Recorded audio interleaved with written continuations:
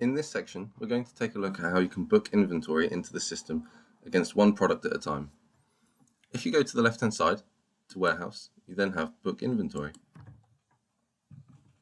You can select the client you're booking inventory for, and then you can select the product for which you'll make a change. You can then select the warehouse. You'll then be displayed with a breakdown of the stock that you have already for this product. At the top you have three tabs: Inventory, Unallocated, and Order Allocations. You can use these to see the different ways that you have stock on the system before making a change.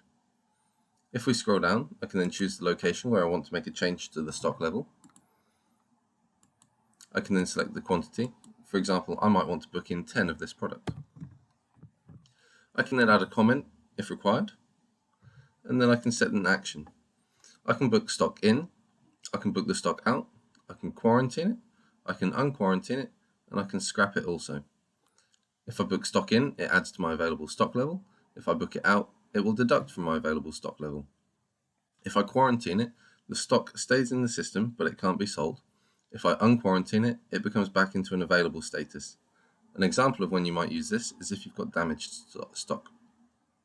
You can also scrap stock, which keeps a running total of how much has been booked out, but you can only scrap stock once it's been quarantined. Let's book in 10 units now to 1A, 1A. And as you can see, the on-hand stock level has gone up by 10. If I go to the Unallocated tab, I can see that I have 10 in that location. If this was a mistake or I needed to make an adjustment, I could then book some units out.